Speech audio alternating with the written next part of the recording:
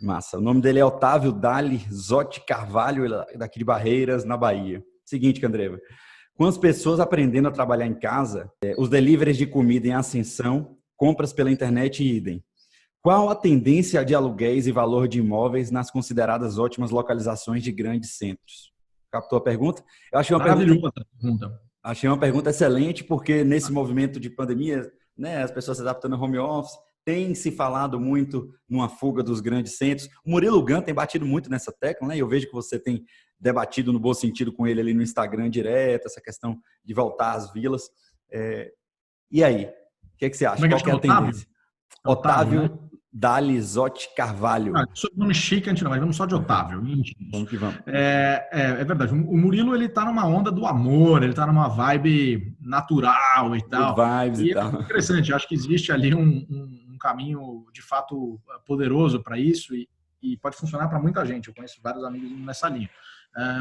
Eu, em que pese, não esteja tão nessa onda, tão zen, como posso se dizer, e aí não tem julgamento nenhum, tá? Estou falando só de comparações, mesmo assim estou morando distante.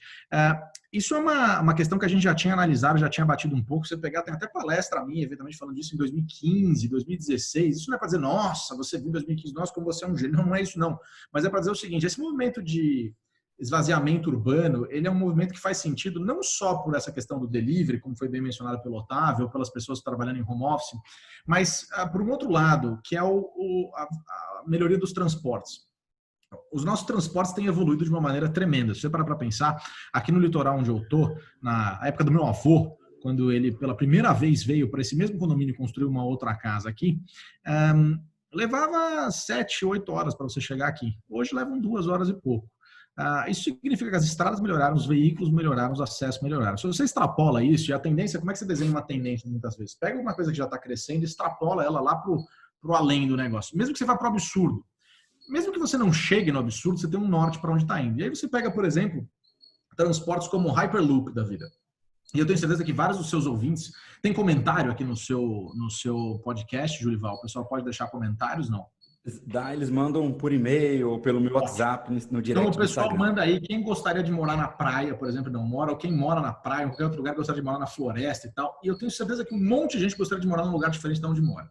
E aí eu me pergunto por que essas pessoas não moram nesses lugares. E a resposta é sempre, não, mas óbvio, porque eu tenho trabalho, porque meus filhos estudam aqui, porque não sei o quê. E todo mundo já ouviu aquele mantra do mercado imobiliário, né, que é localização, localização, localização. More no melhor lugar de Barreiras. Próximo a parques, padarias, supermercados, lazer completo para toda... Todo mundo já ouviu esse negócio. Porque, de fato, esse modelo urbano que a gente tem hoje, ele vem desde a Idade Média.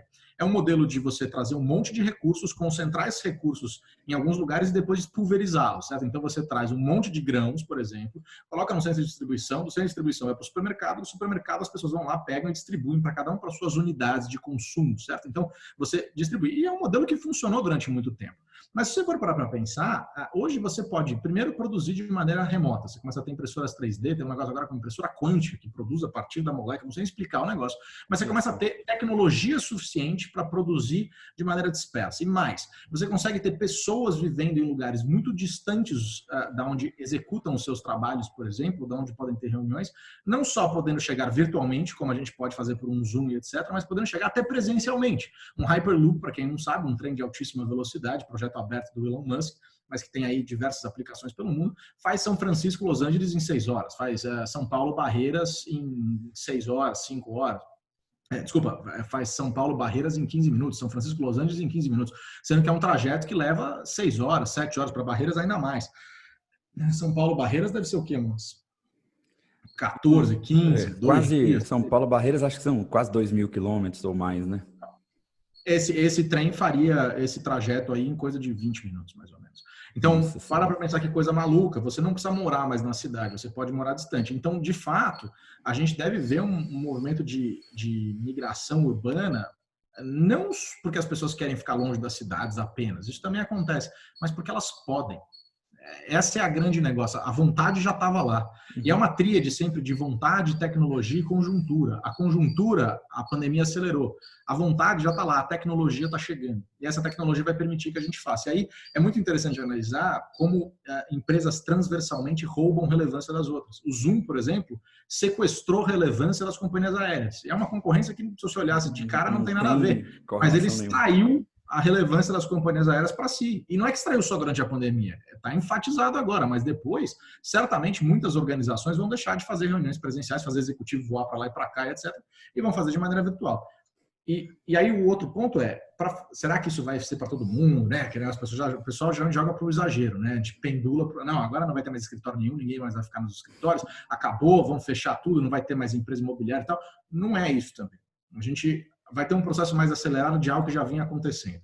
Então, para o pessoal entender mais claramente, processos de ruptura ou disrupções, como o pessoal chama, são catalisadores dessas mudanças.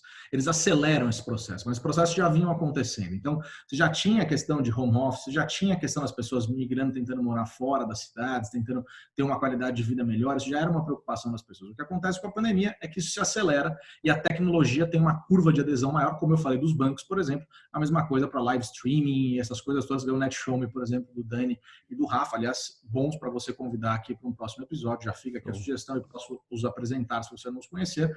Veja, cresceu 440% durante a pandemia. Mas já estava lá a tecnologia, ela já existia. Aliás, olha que curioso isso, Julival, e para todo mundo que está ouvindo a gente. A maioria das coisas que a gente está usando durante a pandemia já existiam antes da pandemia.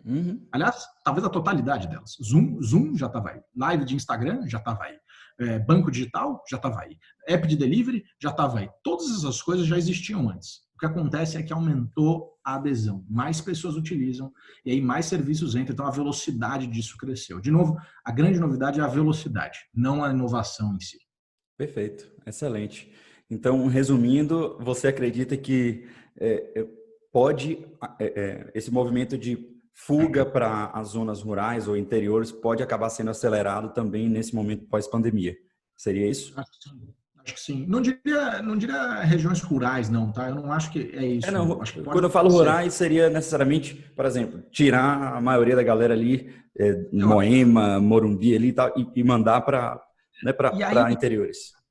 Então, e aí o que eu acho que é um ponto importante de saltar, um negócio que eu chamo de não óbvios. Não óbvios são oportunidades que aparecem a partir de rupturas originais.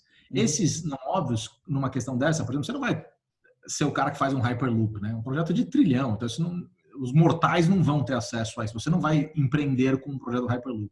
Mas existe uma cadeia inteira, como por exemplo com questão de impressão 3D, que desaparece. Então, o cara que põe o plástico na embalagem da carne que vinha transportada e tal, não sei o que, agora você imprime a carne na impressora como a Mousa Meat faz. O cara que estocava a carne, o veterinário, o cara que era o que fazia o antibiótico, o cara da cerca, toda essa galera. Distribuidor, principalmente, né? Hã? O distribuidor, principalmente, desses produtos. Desaparece. Né? Essa cadeia inteira, ela desaparece. E quando a gente fala de um esvaziamento urbano, uma diminuição urbana, eu prevejo que a gente terá um processo de desmobilização. Então, quem conseguir antecipar e saber o ponto, vai ter uma hora que a gente vai começar a desmontar as cidades, entendeu? Porque você não vai manter um prédio de 60 andares ativo lá e sem ninguém dentro, o custo dele não faz sentido. Então, em alguns momentos, a gente vai, em alguns pontos, parar de verticalizar, que foi um processo de adensamento verticalizou. Quando desadensar, o processo oposto deve acontecer. Quem antecipar isso provavelmente vai ter uma empresa preparada para fazer um serviço que quase ninguém faz. Então, esses não óbvios é onde aparecem oportunidades. Para quem está ouvindo a gente, pensa no qual é o não óbvio da sua área. O que uma grande ruptura vai fazer? Você não vai conseguir atuar lá, provavelmente. Vai ter um monte de forças congruentes, tecnologias e coisas caríssimas ainda. Agindo contra, né? Agindo e tal, mas e nessa cadeia? O que vem nessa cadeia? Onde é que você pode entrar ali que pode dar um diferencial para você dar um salto? Né? Então, é importante de olhar isso, porque ali estão grandes oportunidades.